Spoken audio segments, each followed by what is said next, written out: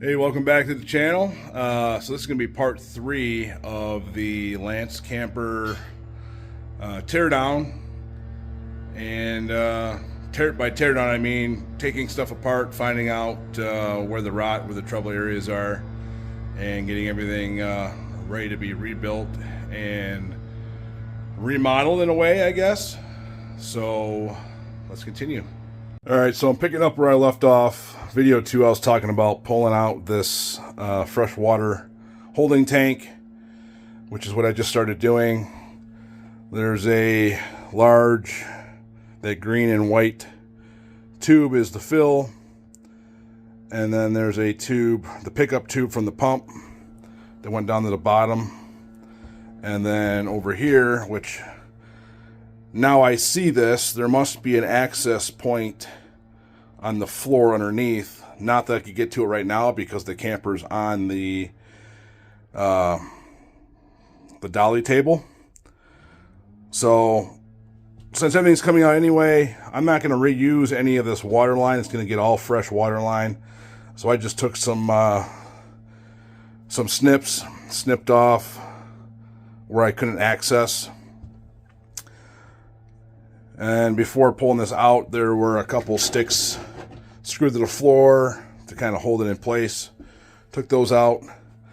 So right now the situation is everything's disconnected, but the pickup point where the water is sucked from the tank to the water pump to the faucets recesses into the floor, and there's like a 90-degree plastic fitting with a piece of hose still on it.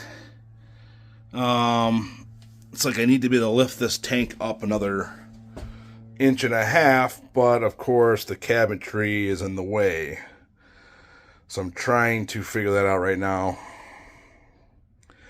That's why a lot of this type of video I can't just record live, because I don't really know what I'm getting into at some point. So it's easier to kind of record afterwards and explain what I did or what issues I had. And also the copper propane line.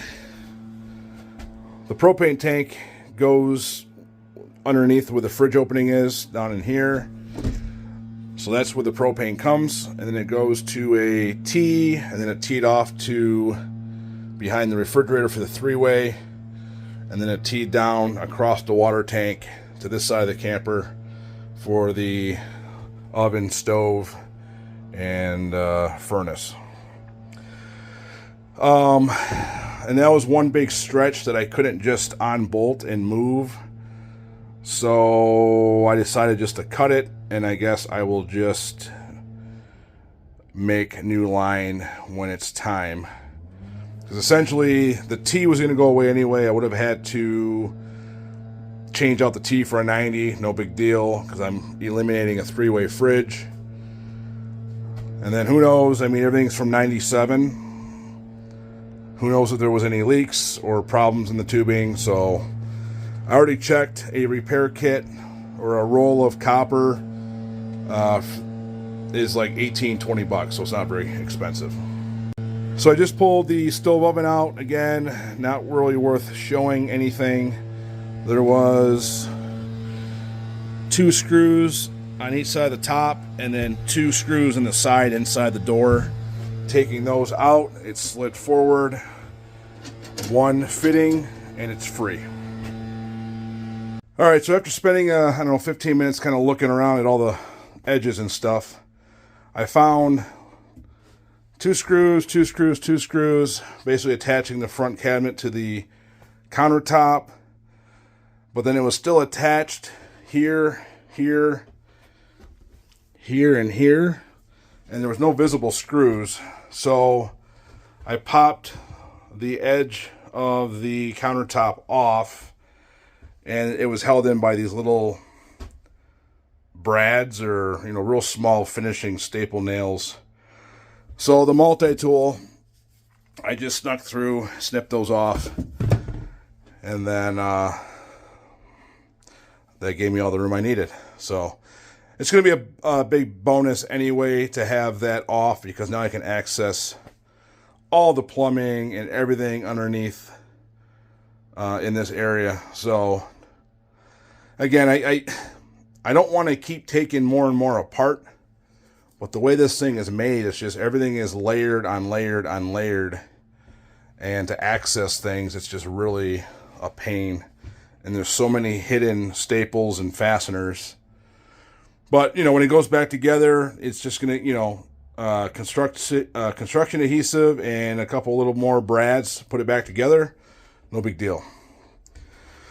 So it does look like there was an access panel on both sides, which makes sense so that you can actually disconnect the hoses. So that's cool. So basically, I spent all this time doing this because, remember, that drain, the tank drain hose goes underneath the floor and went out to this area to a 90, and that's where all that water damage was at.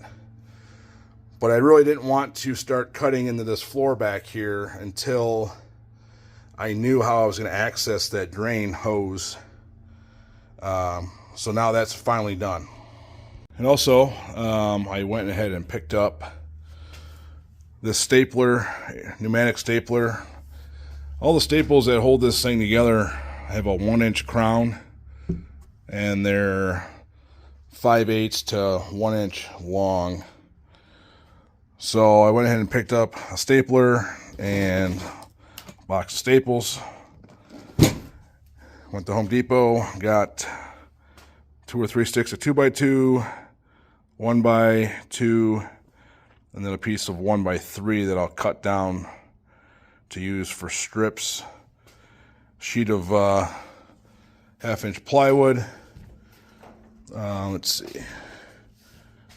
Yeah, so these little strips right here, basically a 1 by inch and a quarter, or 1 by 3/4 inch or something. I don't know. And then this, I don't know what they call this side, but this lower side is pretty much intact. Just the bottom is pretty much gone. But I will basically mimic and copy that for this side that was missing and redone terribly. So at least I have a template for this side. And then, like I mentioned in the second video, this right here is all dimensionally correct. OEM, this is how it was built. And then again, you can see on this side, totally random, weird pieces of different wood that was cut and hacked together. So this whole corner will be reframed exactly like that side. I'll rebuild that wing, mimic it on this side, and that'll complete the structure. Get this floor cut out, which again was the reason why I was so adamant about getting this tank out with the drain hose. So basically, I should be able to continue from that edge straight across. I'll take a measurement. It's probably roughly, I don't know, 12 inches wide by 4 feet long. And all that stuff should go together pretty good. Yeah, so it's basically 57 inches long by 13 1/4. So no big deal. Then I will have to get underneath that same section and pull off that bad paneling. And then these 1x2, 1x2, 2x2. They're not too, this one's not too bad right here. So by the time I get back here, I'll have good wood, and I will come off with new pieces and get all this stuff situated. Basically the back corner, from this corner to this corner, will be one brand new piece of 2x2. This one right here, I'll probably cut off right about here and replace that just because this bottom corner is so bad. That way I can staple it and screw it to this whole section. Keep it super strong. And then on this corner, I will go up to probably here. Down will be all brand new. And then these two sticks of 2x2 here and here are where the ladder feet attached. So that's kind of a weird deal, especially, I mean, so close to the edge from factory. So I'm going to take these blocks out anyway, and I'll just put a, I don't know, I think I'll probably do 2 squares of 2x6. That way I have nice solid one-piece blocks there. Of course, this side's got this wire. I don't know, I could probably still do a 2x6 here, or 2x6, sorry. And then I'll just, I don't know, I'll cut that one funny. My main concern is just to have a nice solid piece for the ladder to bolt to. Not that I'm probably going to be using the ladder, but there's already holes in the siding, so I really can't eliminate it. I don't know, maybe I'll check that siding piece just to see. But regardless, I don't know what I'm going to do here. So the ladder doesn't attach up here anywhere else. It just attaches to the roof. 2 legs here, and then the bottom 2 legs went to the bumper, actually, I believe. So depending on what the siding looks like, if I can patch that, I don't know, we'll see. All right, I went ahead and did a straight edge right from there, nice and square. And I'm going to cut a little bit away from the wall here. It did go a little bit under here, but it's still pretty solid. So depending on, maybe I'll cut like a, I don't know, 3-inch piece that I can kind of hammer under, and then do another 1x2 for a seam to build off of. That way that's all 100% solid. I don't want to have a floating edge, if you know what I mean, with no support under it. So I don't know where the next floor truss is at.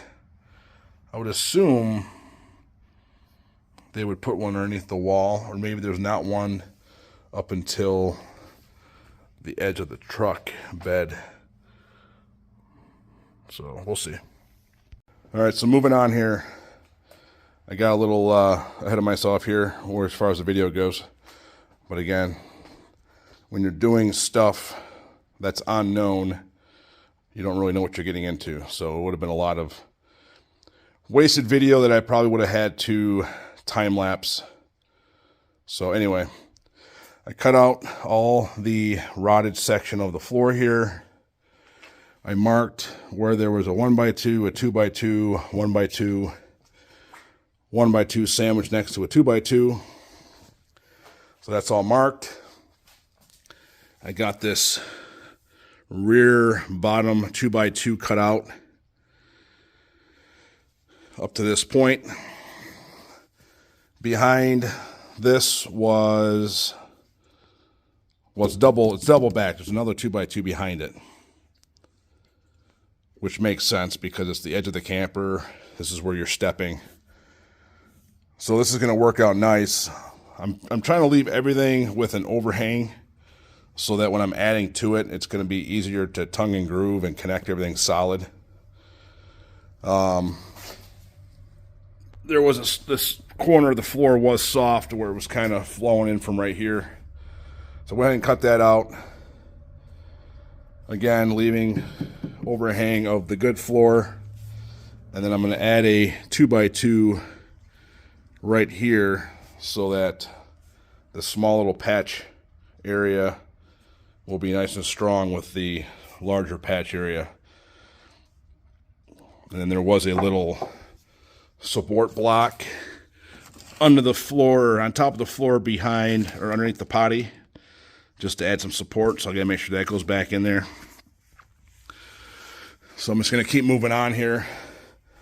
I know the video's kind of dragging out, but this is kind of unknown territory, and the way that these things, I know I keep saying it, but the way everything's overlapped and assembled is kind of tricky. But that multi-tool is the game changer. Without that tool, I don't know where I'd be. That thing, I can slide in between panels, boards, cut the staples, the little nails, the screws. I can cut right through a board. Thing's awesome. I got to make sure I take a measurement of this opening, because that's where one of the aluminum hatch doors goes. So obviously the top, the side, and the bottom's correct. Just got to make sure when I box in this part that I keep this dimension, and then also the dimension for the tail light. All right, well, I cut out my last two pieces on this part of the video here. This vertical post by the door jamb here, like I said earlier in this video, or the second one, it came up, I don't know, 6 inches, cut right through it. That way I can piece a brand new 2x2 and have plenty of structure. And then this will obviously tee to the horizontal bar. And then I also got this rear wall part out right here. That's out. So like I said, I'm going to stop the video here as far as tearing down stuff. And the next video, I'm going to start framing in the stuff right here. So I want to get at least the main structure, the horizontal bar here, vertical bar here. And then, like I mentioned over here, I'm going to cut right about here, section in a new piece. So basically, I just want to get this whole corner at least boxed, and then I can start assembling and building it out. And then this little bit of framework here will be the last part of the major framework, and go from there. One little thing I didn't think about until after I did it is I pulled this water hose out. Well, I tried putting it back in, and of course there's probably 4 to 5 floor trusses with holes in it, so the chance of me getting a new line pushed through and finding all those holes to get it back to how it was factory is probably not going to work out unless I can do it with some type of hard piece of pipe, or maybe, I got a piece of rebar. I'd like to get it back in. Worst case, but not really a worst case scenario, is I could, basically the water tank's like right here, I could just have the water line come right out here and put the tap right here. I just gotta see how that tap is made. If it hangs down below the floor, then no, that's not gonna work. But I can just come out as a 90 and just follow the hose along the side. That way it's all exposed, and if there was a leak, it'd be an easy fix, and technically only about 4 inches of the hose would actually be inside the camper. And then I saw that little access panel, so that might be the better way to go. This is the end of video 3. Like I said, majority of the teardown is done back here in this corner. Video 4 is going to be me starting to assemble and frame this out. So stay tuned. There's a lot more to come, and we'll see you in the next one.